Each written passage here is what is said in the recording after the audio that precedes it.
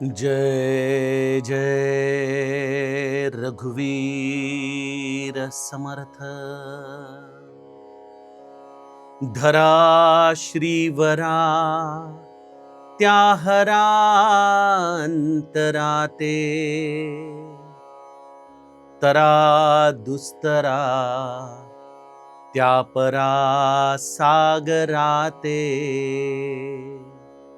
सरा विसरा त्या भरा दुर्भराते, करा निकरा त्या खरा मच्छराते।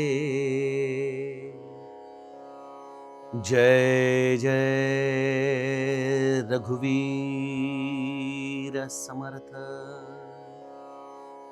श्रोता वक्ता श्रीराम समर्थ। जय जय रघुवीर समर्थ।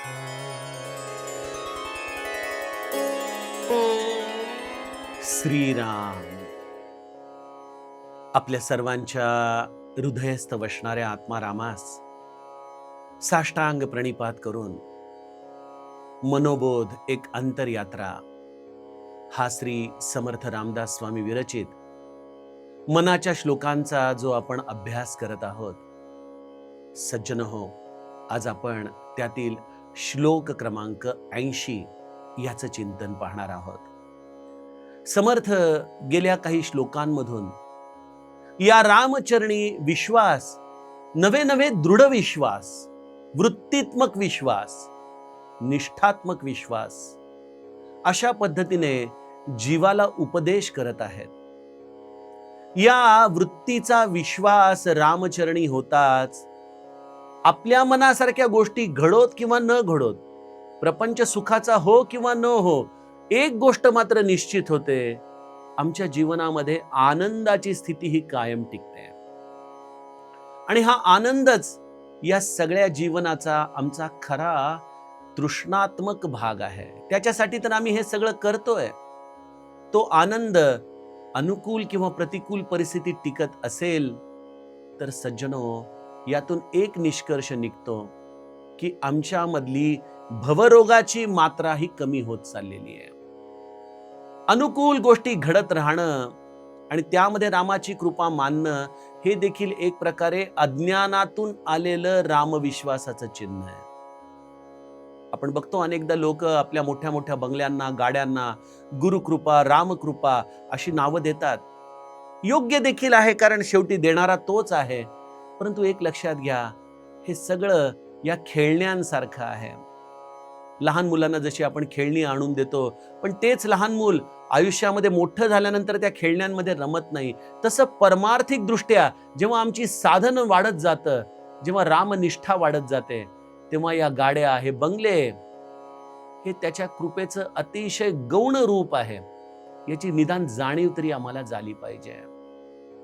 आणि जीवनात प्रतिकूलता जरी आली तरी देखील आपला हा रामविश्वास कधीही हटता कामा नये। तेवढं जर आमचं हरिभजन झालं असेल तरच हा भवरोगाचं मूळ आमच्या आयुष्यातून जातं। त्यामुळं आपण मागच्या श्लोकामध्ये बघितलं की त्या रामचरणी आपला दृढ विश्वास झाला पाहिजे। समर्थ आम्हाला आजच्या श्लोकामध्ये देखील जो एक अनोखा श्लोक आहे शब्दार्थाच्या रूपाने, बघा या भुजंग प्रयात वृत्तामध्ये समर्थ हे मनाचे श्लोक रचताना देखील व्याकरणाचे किती सुंदर सुंदर असे नमुने आपल्या समोर ठेवतायत।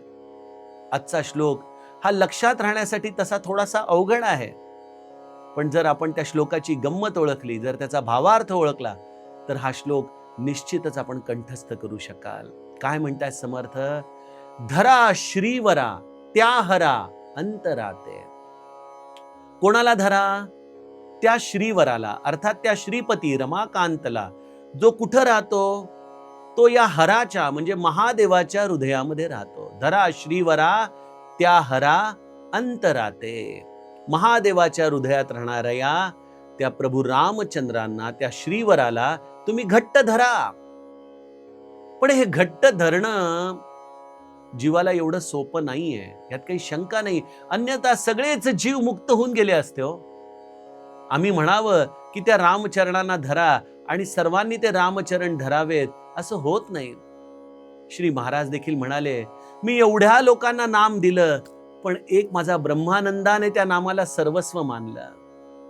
म्हणजे लाखो कोट्यावधी शिष्य एखाद्या सद्गुरूला प्राप्त होतात, त्यामध्ये अगदी हाताच्या बोटावर मोजण्या इतके शिष्य या दृढतेने सद्गुरूच्या बोधाला आपल्या जीवनात उतरवू शकतात. अन्यथा बहुतांश लोक ही माझ्यासारखीच आहेत, जी पाला पाचोळ्यासारखी केवळ काही क्षणांचा विश्वास गुरुवचनांवर ठेवतात. अन्यथा आमच्या प्रतिकूल परिस्थितीमध्ये आम्ही गुरुवचनांना कधीच दृढपणे आपल्या हृदयामध्ये धरू शकत नाही. गुरुवचनांना दृढ धरणं म्हणजेच रामचरणांना धरणं आहे. धरा श्रीवरा त्या हरा अंतराते. काय नेमकं आड येतं आमच्या? तरा दुस्तरा त्या परासागराते. समर्थ म्हणतात, अरे तरुण जा, तो अत्यंत दुस्तर असलेला जो भवसागर आहे, तरा दुस्तरा त्या परासागराते. हा भवसागर अत्यंत दुस्तर आहे, यात काही शंका नाही. तरुण जाण्यासाठी तो सगळ्यांना जमेल असं नाही, पण त्याला धरण्याची, त्यामधून तरुण जाण्याची एकच कला आहे, ते म्हणजे त्या रामाला घट्ट धरा. रामाला घट्ट धरा. आणि त्या रामाला घट्ट धरताना या भवसागरामध्ये काय अडचणी येतात? सरा विसरा त्या भरा दुर्भराते. आम्ही सगळेजण प्रापंचिक मंडळी एकाच चिंतेमध्ये सतत भ्रामक पद्धतीने फिरत असतो की उद्या पोटाच्या खळगीचं काय, उद्याच्या जेवणाचं काय. अरे असं हरिनाम घेत बसलो जगद्गुरु तुकाराम महाराजांसारखा, जर माझा देखील व्यापार बुडाला तर खाणार काय? यावरती समर्थ म्हणतात, सरा विसरा त्या भरा दुर्भराते. अरे काही वेळ तरी विसर पडू द्या. तो कोण आहे? त्या भरा दुर्भराते. दुर्भर म्हणजे जे कधी भरलंच जात नाही, असं भरण पोषण करणाऱ्या आमच्या पोटाचा हे जीवा, तू थोडा तरी विस्मरणाचा भाग ठेव, नको काळजी करूस त्याची. सरा विसरा त्या भरा दुर्भराते. खरोखर ही पोटाची खळगी कधीच भरत नाही. त्याला दोन तोंड आहेत. एक मुखाने आपण अन्न घेतो आणि एक विष्ठा बाहेर फेकणार हे मुख. आणि यामध्ये ही केवळ एक नलिका आहे जी कधीच भरू शकत नाही. किंबहुना त्या न भरणाऱ्या मालिकेमुळे तर मनुष्य सकाळी उठल्यापासून आपली ऑफिसची बॅग घेऊन, आपला व्यवसाय पाण्याचं साधन घेऊन फिरू लागतो. कारण त्याला माहिती आहे की हे कधीही न भरणारी ही नलिका भगवंताने आम्हाला दिलेली आहे आणि त्याचीच भ्रांत आम्हाला लागते. सरा विसरा त्या भरा दुर्भराते. आणि त्याचबरोबर करा निकरा त्या खरा मच्छराते. हा श्रीहरी आमच्या हृदयातून कधी कधी सुटतो, याची ही दोन चिन्ह आहेत. एक म्हणजे आम्हाला काळजी लागते की माझ्या प्रपंचाचं काय होईल, हा संसार मी कसा तरून जाईन, हे पोट माझं कसं भरीन. आणि त्याचबरोबर ज्याला या संसारामध्ये अनुकूलता आहे, अशा लोकांच्याकडे पाहून मनामध्ये या मत्सरातून निर्माण होणारे हे षडविकार, या षडविकारांमध्ये रंगून गेलेलं हे माझी अवस्था. समर्थ म्हणतात, खरा निकरा त्या खरा मच्छराते. त्या मत्सराशी एक प्रकारे फाईट करा, संघर्ष करा, सोडा त्या मत्सराला. पण यासाठी एकच करावं लागतं, धरा श्रीवरा त्या हरा अंतराते. खरोखर परमार्थ लोक म्हणतात, अहो परमार्थ तर काय गुरुकृपेने होतो. पण गुरुकृपा काय सांगते हे आम्ही विसरतो. आम्हाला असं वाटतं की प्रपंचामध्ये पुरुषार्थ करावा लागतो, परमार्थ हा होत असतो. हेच मुळी आमचं अज्ञानाचं विधान आहे. सज्जनो, प्रपंच हा प्रारब्धवश होत असतो, परमार्थ हा पुरुषार्थाने घडवावा लागतो. पुरुषार्थाने. आणि तो पुरुषार्थाने घडवण्यासाठी एक फार मोठी बहादुरी जीवाला गाजवावी लागते.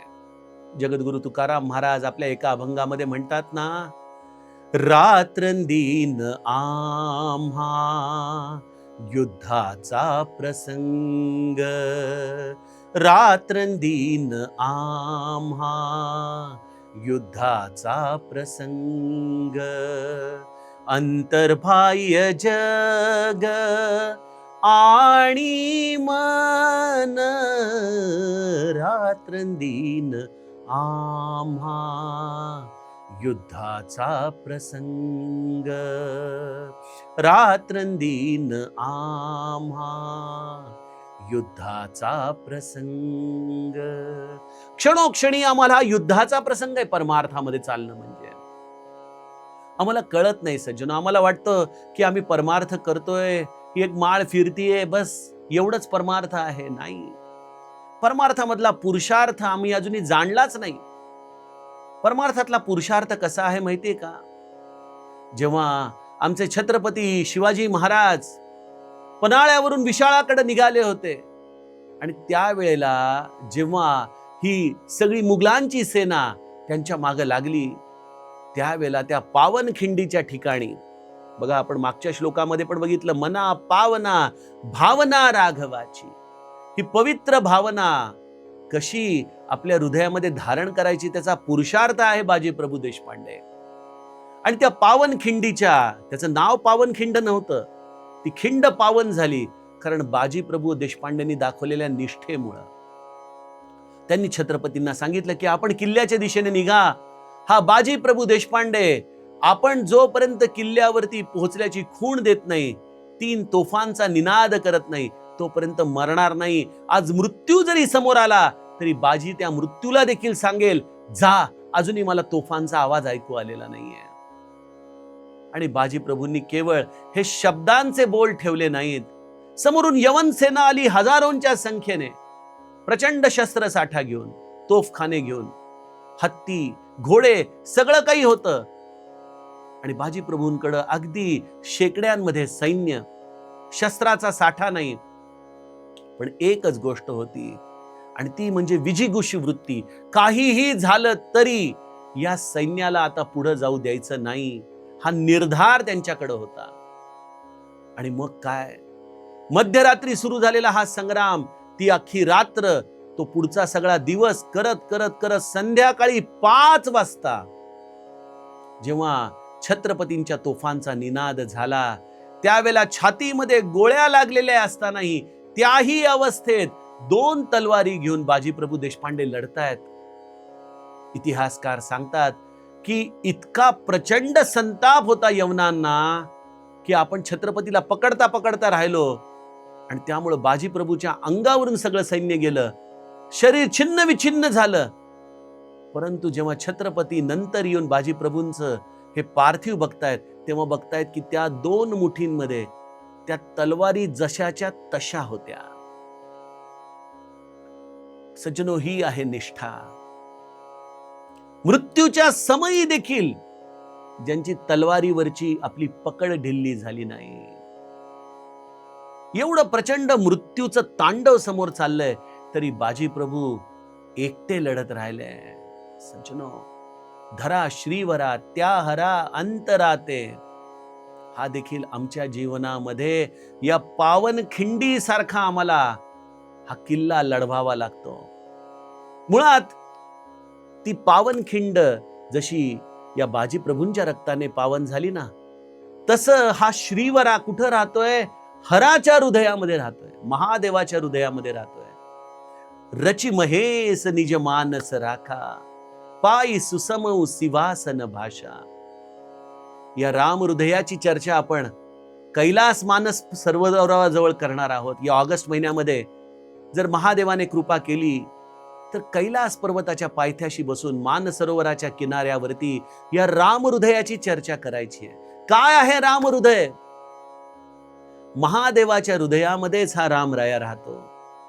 त्यामुळे रामाचं हृदय म्हणजेच प्रत्यक्ष महादेवाचं हृदय, आणि महादेवाचं हृदय म्हणजेच रामाचं हृदय आहे. इतकं या दोघांची तदाकारता आहे, एकरूपता आहे. रामचरितमानसमध्ये परशुरामांनी जी रामाची स्तुती गायली ना, त्यामध्ये एक ते फार सुंदर वाक्य म्हणतात, जय महेश मन मानस हंसा. महेशाच्या मनरूपी सरोवरामधला हे हंस, हे रामा तू तो हंस आहेस. सज्जनो, तो श्रीवर अर्थात तो रामराया, हा महादेवाच्या हृदयामध्ये राहतो. आणि महादेव कोण आहे?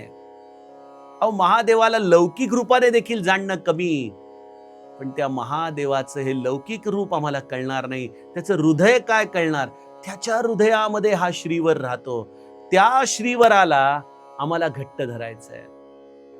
मग ते हृदय प्राप्त करण्यासाठी पहिल्यांदा महादेवाची कृपा प्राप्त झाली पाहिजे ना. महादेव कोण आहे? मी अगदी सोप्या शब्दामध्ये सांगत असतो की महादेव कोण? महादेवाचं वर्णन शास्त्र करतं. पंचवक्त्रम त्रिनेत्रम, 5 मुखांचा आणि 3 नयनांचा असा हा महादेव. महादेवाला 5 मुख आहेत आणि त्या महादेवाच्या हृदयामध्ये हा श्रीहरी राहतो. मग महादेवाची 5 मुख आम्ही देखील धारण केली पाहिजेत. महादेवाचं प्रथम मुख आहे जे निरंतर राम नाम घेतं. त्यामुळे सज्जनो, महादेवाच्या हृदयापर्यंत जाण्यासाठी जीवाने निरंतर रामनामाचा हव्यास केला पाहिजे. काहीही झालं, कुठल्याही परिस्थितीमध्ये मी ते राम नाम सोडणार नाही, हा बाजी प्रभूंचा निग्रह आमच्या जीवनामध्ये पाहिजे. त्याच्या जशा मुठी या तलवारीमध्ये होत्या, तसा आमचा हात जपमाळेमध्ये राहायला पाहिजे. महाराज म्हणतात, प्राण गेल्यानंतर शेवटची सुटणारी वस्तू ही भगवंताचं नाम असलं पाहिजे. अशी नामाची निष्ठा आपल्या हृदयामध्ये येणं म्हणजे भगवंताचं प्रथम मुख धारण करणं आहे. धरा श्रीवरा त्या हरा अंतरात आहे. महादेवाचं दुसरं मुख आहे जे निरंतर रामकथा गात, भगवंताची लीला गात. ती लीला गाणं, भगवंताचे गुण गाणं, माझ्या रामाला आळवत राहणं. नाम सदा बोलावे, गावे, भावे, जनासी सांगावे. सज्जनो, या राम नामाला आपण अंतःकरणामध्ये दृढतेने स्मरण करावं आणि ते राम नाम इतकं अकंठ घेत राहावं की ते वाणी रूपाने, त्याच्या कथा रूपाने निरंतर वाहत राहील. एखादा झरा जसा वाहतो ना, त्याप्रमाणे अव्याहतपणे या रामाची यशोगाथा या मुखाने गात राहावी. बघा, गावं तर केवळ रामाला गावं. हा कुठल्या गोष्टीसाठी आपण प्रयत्न करतोय? कारण तो श्रीहरी महादेवाच्या हृदयामध्ये राहतो आणि महादेव आहे 5 मुखांचा. त्यातील पहिलं मुख राम नाम घेणारा महादेव, दुसरं मुख त्याची कथा गाणारा हा महादेव. आपण देखील रामाचं सुयश गावं. सांडूनी आपली संसार व्यथा, करीत जावी देवाची चिंता. कथा गोष्टी सर्व काही या रामाच्याच कराव्यात. आपण रामाच्याच कराव्यात. आपल्या संसाराच्या गोष्टी सांगून काय फायदा आहे? आपल्या या व्यथा सांगून आपण आपल्या जीवनामध्ये काय साध्य करणार आहे? त्यापेक्षा व्यथांवरती उपाय सांगणारी भगवंताची कथा सांगावी. हे महादेवाचं दुसरं मुख आहे. महादेवाचं तिसरं मुख आहे निरंतर विष प्राशन करणारं, विष प्राशन करणारं. हे हलाहल आमच्या प्रत्येकाच्या जीवनात येतं. बरं, तुम्ही जशी भगवंताची कथा गाल, जसं भगवंताचं नामस्मरण दृढतेने घ्याल, तसं तसं हे हलाहल तुमच्या आयुष्यात येणार. ते हलाहल वेगवेगळ्या रूपाचं असतं. जगामध्ये तुम्हाला उपेक्षा सहन करावी लागते, किंबहुना हा जगाचा नियमच आहे की त्या श्रीहरीचं नाम जो मनापासून घेतो, त्याची कथा जो मनापासून करतो, त्याची निंदा, त्याच्याविषयी शंका, त्याच्याविषयी कुत्सितपणे बोलणाऱ्या लोकांचे प्रमाण प्रचंड वाढतं. हेच ते हलाहल विष आहे. आणि त्या हलाहल विषाला उत्तर देणं हा मूर्खपणा असतो. तुम्ही तुमच्या नामामध्ये राहा, तुम्ही त्या भगवंताच्या कथेमध्ये राहा.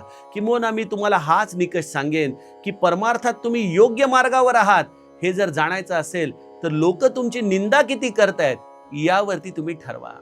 लोक स्तुती करणार असतील तर समजा अजूनही परमार्थ सुरू झाला नाही. निंदा जेव्हा तुमच्या जीवनामध्ये येईल, हा निंदारूपी कर जेव्हा तुम्हाला भरावं लागेल, तेव्हा समजा की तुम्ही खऱ्या अर्थाने संतत्वाच्या मार्गावरती चालता आहात. हे हलाहल विष आपण आपल्या हृदयात धारण करावं. या संसाराची चिंता सोडावी. या निंदात्मक गोष्टींना उत्तर देणं बंद करावं आणि त्यासाठी आपण त्या लोकांचा मत्सर करणं देखील सोडावं. ते हलाहल कसं धारण करावं? सरा विसरा त्या भरा दुर्भरा ते. आपल्या स्वतःच्या प्रपंचाची तर काळजी करूच नये, आणि करा नि करा त्या खरा मच्छराते. हा मत्सर आपल्या जीवनामध्ये प्रवेशच करू द्यायचा नाही. म्हणजे कसं की आपण कोणाचा मत्सर करू नये. जरी लोकांनी आपल्याला हलाहल दिलं तरी आपण त्यांची निंदा करू नये, आपण त्यांचा मत्सर करू नये. पण त्याही पुढे जाऊन आपला कोणी मत्सर करत आहे या भावनेला देखील विसर्जित करावं. महादेवाचं हे तिसरं तोंड आहे. महादेवाचं चौथं तोंड या सगळ्या हलाहलाला कंठाशी धारण करून रामनाम घेत, रामकथा घेत, चौथ्या मुखाने निरंतर स्मित हास्य ठेवावं. मन करा रे प्रसन्न सर्व सिद्धीचे कारण. या सगळ्या अवस्थेमध्ये अत्यानंदामध्ये राहता येणं, आनंदामध्ये राहता येणं म्हणजे त्या श्रीभराला हृदयात धारण करणं. आणि पाचवं मुख आहे माझ्या महादेवाचं, ते म्हणजे मौन. मौन मौन मौन धारण करावं. सज्जनो, अशा रीतीने हे 5 तत्व जर आचरणात आले तर तुम्ही थेट महादेवाच्या हृदयामध्ये प्रवेश करता. तिथं तुम्हाला तो राजहंस प्राप्त होतो आणि मग त्या राजहंसाच्या आधाराने तुम्हाला तुमच्या जीवनात हा दुस्तर भवसागर पार करता येतो. नव्हे नव्हे तो भवसागर उरतच नाही. चिंता नाही मुझे तरन न की अशी मीरेसारखी अवस्था होते. तो भवसागर सब सुख गयो हो, फिकर नहीं मुझे तरन न की, मोही लागे लगन गुरु चरणन की. असं हे मीरेसारखं आमची अवस्था या रामनामाच्या आधाराने होते. सज्जनो, हे सगळे अनुभवाचे प्रांत आहेत. आपण सगळ्यांनी रामनामाच्या आधाराने तो अनुभव घ्यावा. आणि हो, हे चिंतन नुसतं ऐकून सोडू नका. त्यावरती आपलं चिंतन देखील कमेंट बॉक्समध्ये लिहा, प्रश्न विचारा. हे मनाचे श्लोक पुन्हा पुन्हा ऐका आणि आपल्या मनाला या रामचरणी दृढ विश्वासाने चालण्याची धारणा प्रदान करा. आता उद्याच्या सत्रात आपण पुढील श्लोकाचं चिंतन बघूया. जानकी जीवन स्मरण. जय जय राम.